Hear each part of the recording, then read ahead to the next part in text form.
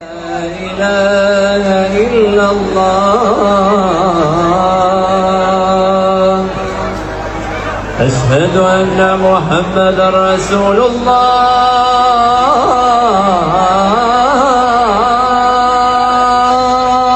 أكبر الله أكبر. அஸ்ஸலாமு அலைக்கும் வரஹ்மத்துல்லாஹி தஆலா வபரகாத்துஹு. பிஸ்மில்லாஹிர் ரஹ்மானிர் ரஹீம்.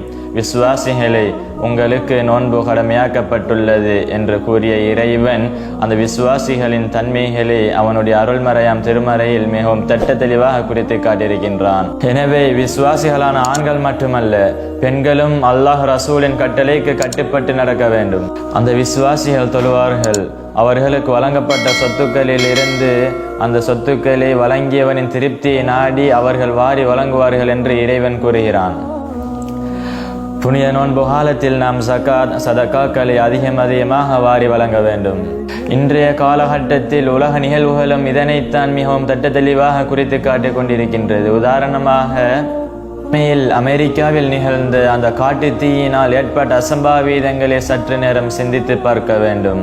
உச்சகட்ட வாழ்க்கையை வாழ்ந்து வந்த அந்த நாட்டு மக்கள் கொஞ்ச நேரத்தில் அனைத்தையுமே இழந்து தெருவில் தூங்கிய காட்சி கண்முன்னே நிழலாடுகிறது.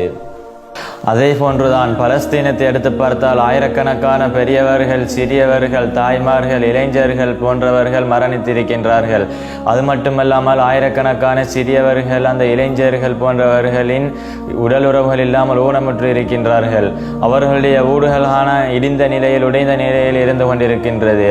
அந்த இடிந்த நிலையில் இருந்து கொண்டிருக்கும் போதே அவர்களுடைய அந்த இடிந்த வீட்டில் இருந்து கொண்டு நோன்பு பிடித்துக் கொண்டிருக்கின்றார்கள். அவர்களுடைய தொழுகைகளையும் நிலைநாட்டிக் கொண்டிருக்கின்றார்கள்.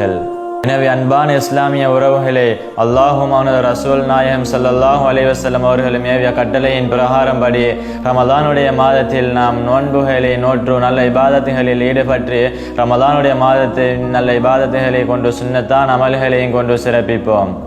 சங்கையான இந்த ரமதான் மாதத்தினுடைய இரவு நேரங்களில் அதிகம் தூக்கத்தில் கழித்து விடாமல் நல்ல அமல்களில், நல்ல வழிபாடுகளில், பிரார்த்தனைகளில் ஈடுபட்டு கொண்டிருக்க வேண்டும். அது மட்டுமல்லாமல் சண்டை சச்சரவுகளை பிடித்து கொண்டு வீணான விளையாட்டுகளை விளையாடி கொண்டு இருக்காமல் நம்மளுடைய முன்னோர்கள் நம்மளுக்கு காட்டித்தந்த வழிமுறையின் பிரகாரம் நம்ம அந்த வழிமுறைகளை எடுத்து நடப்பதற்கு எல்லாம் அல்லாஹ் நம் அனைவருக்கும் கிருபை செய்வானாக. இந்த வீடியோவை கொஞ்சம் கவனியுங்கள். வல்லரசாக இருந்த அமெரிக்கா இந்நிலையில் மாறிவிட்டது. இதை போன்றுதான் நம்மளுடைய வாழ்க்கை. ஆகையால் இதை போன்றுதான் எம்மளுடைய நிலைமையும். எம்மளுக்கு கூறப்பட்ட ஏவல்களை நாம் எல்லோரும் எடுத்து நடப்போமாக.